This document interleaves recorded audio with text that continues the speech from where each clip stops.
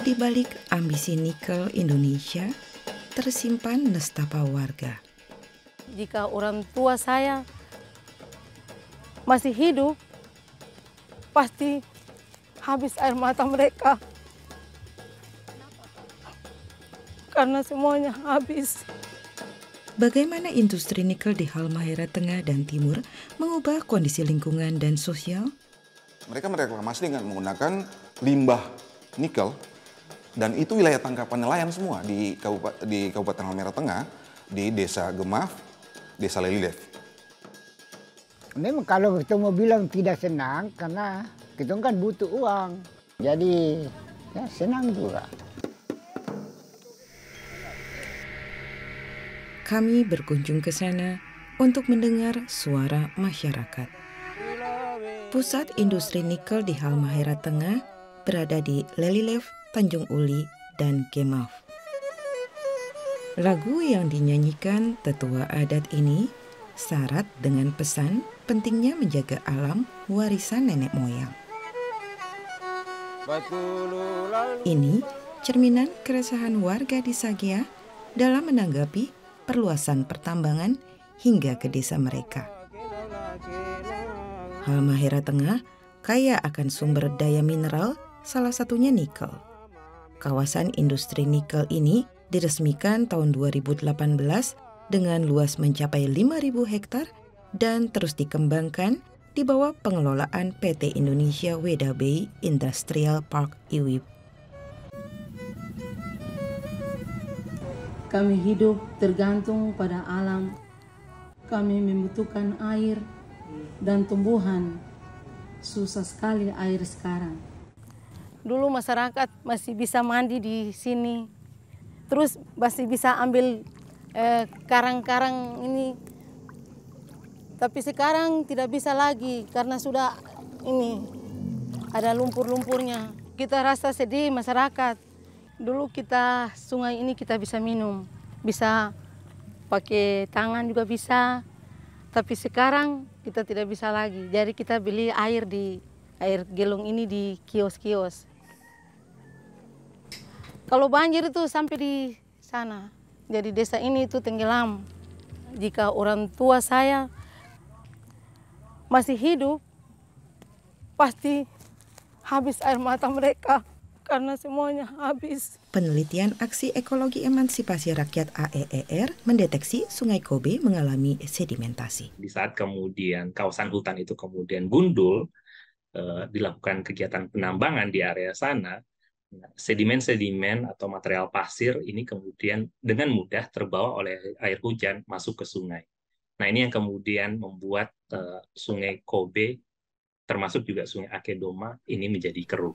Sementara di Sungai Wosea terdeteksi kronium heksavalen yang konsentrasinya melebihi ambang batas yang diatur Initiative for Responsible Mining Assurance (IRMA). Sifatnya toksik di saat kemudian dia terakumulasi ke dalam perut, ke dalam tubuh manusia, dia kemudian bisa memicu adanya kanker lambung, atau ada gangguan reproduksi. Kondisi sungai yang mengalir ke laut di kawasan industri memicu kecemasan organisasi lingkungan. Di Maluku Utara kita akan bicara dalam konteks pesisir dan pulau-pulau kecil. Artinya, karena pesisir dan pulau-pulau kecil, wilayah tangkapan nelayan itu bergantung hanya sekitar tidak sampai 1 mil, karena dia hanya berhubungan dengan wilayah pesisir, ekosistem mangrove, padang lamun, dan terumbu karang.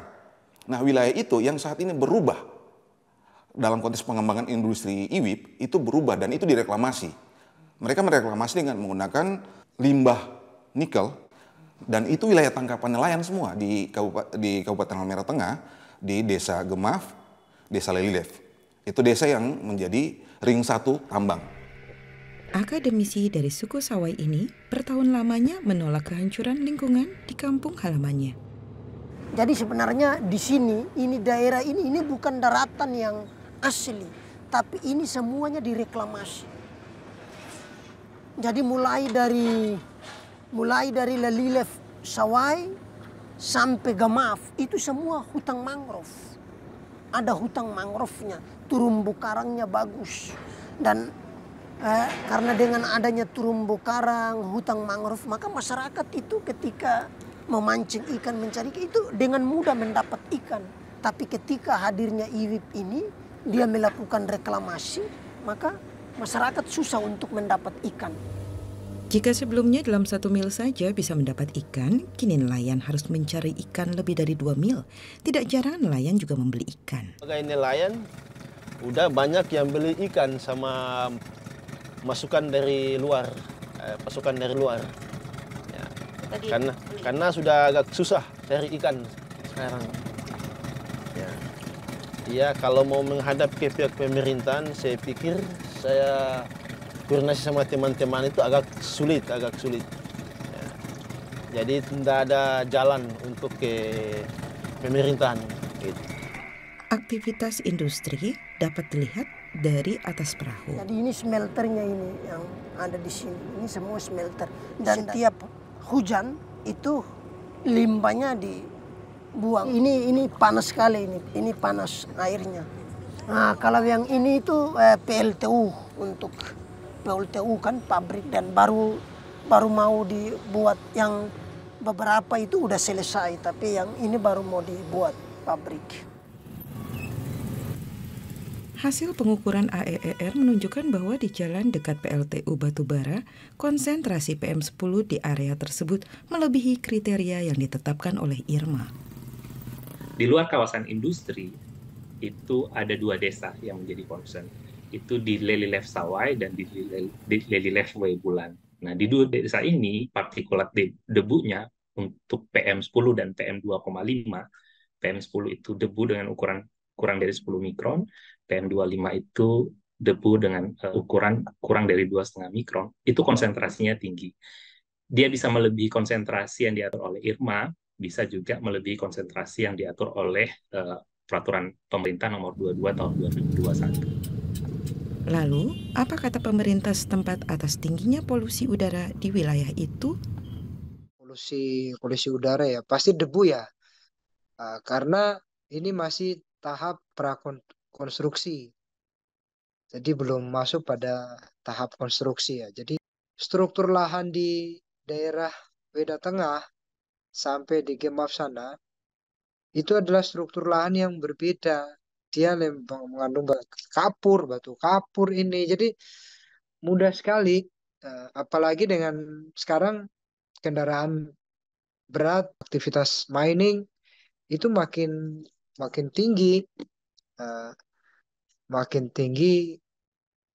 hasil debunya. Bagaimana pandangan masyarakat dengan perubahan kondisi wilayah mereka? Warga Lelilef Sawai ini awalnya gembira dengan modernitas di kampungnya dan uang yang diterima dari hasil menjual kebun. Memang kalau kita mau bilang tidak senang karena kita kan butuh uang. Jadi ya senang juga. Ia menjual tanahnya Rp8.000 per meter. Total ia terima Rp350 juta yang sudah ia habiskan dengan dibagi ke anak-anaknya dan membangun kos-kosan. Kita punya lautan sudah ditimbun semua. Kita ini saudara bikin apa-apa. Tidak punya tanah yang untuk kita mau kira-kira mau tanam sayur, so tidak ada. Sekarang saya bilang kita punya hak hanya kintal rumah saja. Yang lain-lain so tidak ada. Kami berusaha meminta konfirmasi konsorsium atas keluhan masyarakat, baik lewat surat elektronik maupun dengan mendatangi langsung, namun tidak direspon. Eropa sangat memerlukan nikel untuk transisi energi. Di pameran industri Hannover Messe di Jerman April 2023 lalu, pemerintah Indonesia membicarakan investasi Jerman dalam pengembangan industri nikel. Tingginya komitmen atau keinginan dari Jerman untuk melakukan investasi di Indonesia, terutama terkait dengan energi hijau, dan satu lagi adalah dalam membangun ekosistem EV baterai. Karena ini adalah penggabungan, kalau mengenai masalah EV ini adalah penggabungan di satu pihak Indonesia memiliki sumber daya alam, raw materials yang diperlukan, sementara tentunya dari pihak Jerman memiliki teknologi yang diperlukan. Sehingga ini kalau digabungkan akan menjadi kekuatan yang sangat luar biasa, dan pertemuan one on one yang dilakukan Bapak Presiden dengan BASF, dengan Eramet dan juga dengan Volkswagen antara lain membahas mengenai masalah itu. Sementara itu, inilah jawaban dari BASF ketika dikonfirmasi lewat surat elektronik.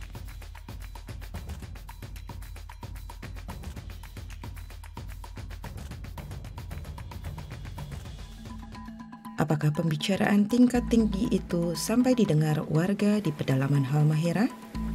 Tidak hanya di Halmahera Tengah, protes warga juga disuarakan oleh suku Tobelo di Halmahera Timur. Dengan ritual adat, warga desa Sawalat dan Minamin berkali-kali melakukan aksi protes menolak kehadiran industri raksasa di daerah mereka. Warga berusaha mempertahankan tanah adat leluhurnya. Aksi juga dilakukan dengan mencegat kendaraan operasional tambang. Kembali ke Halmahera Tengah, perusahaan tambang sudah beroperasi pula di Sagea. Warga khawatir akan terjadi konflik, karena ada pula sebagian warga yang mau menerima uang dari industri. Namun, anak-anak muda yang tergabung dalam koalisi Selamatkan Kampung Sagea tidak tinggal diam. Mereka aktif mengadvokasi warga akan pentingnya perlindungan lingkungan. Mereka membangun jejaring dan komunikasi dengan lembaga swadaya masyarakat dan komunitas di wilayah-wilayah lainnya yang juga tergerus industri nikel. Pemerintah saat ini juga ya harapan kami jangan serakah lah tuh untuk ke depan, karena bukan cuma kami yang hidup, pasti ada generasi-generasi lanjutan yang selagi masih ada izin pertambangan baru yang masuk di Sagiakia, kami tetap pada posisi untuk melawan dan tetap pada posisi menolak. Sejauh ini pemerintah daerah dan legislatif Halmahera Tengah mengaku tidak tahu data terakhir jumlah perusahaan yang beroperasi. Namun mereka tahu konsekuensinya. Nikel satu waktu akan habis, lalu kemudian seluruh hasil yang ada harus kita kembangkan kualitas sumber daya manusianya. Kita harus ada anggaran yang lebih besar lagi di bidang pendidikan. Anak-anak daerah kita harus mengenyam pendidikan yang lebih baik, sehingga hasil tambang yang ada, hasilnya nanti satu waktu dalam bentuk fisik nikelnya habis, tapi kita telah menanamkan di watak-watak anak negeri ini. Sementara itu, Abigail Burnama bercerita ia sudah kehilangan harapan untuk mempertahankan hak keluarganya atas lahan yang hilang dan kerusakan lingkungan yang berdampak pada masyarakat. Ia mencari jalan keluar untuk bertahan hidup dengan membangun pasar tradisional. Bangun pasar ini itu pinjam uang dari bank, terus yang kos-kosan di sebelah itu pinjam uang juga dari bank. Dengan semakin tergerusnya lahan, ia bercerita makin sulit mendapatkan makanan tradisional. Waktu perusahaan belum ada di sini, kita makan ini ubi jalar sama ubi kayu.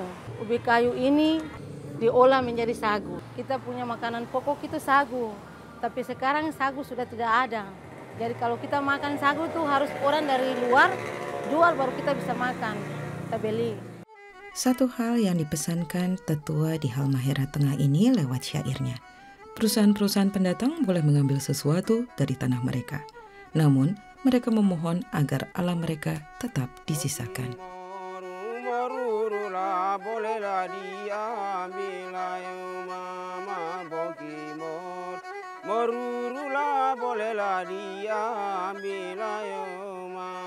Tapi sisanya lah tinggalkan kami lah.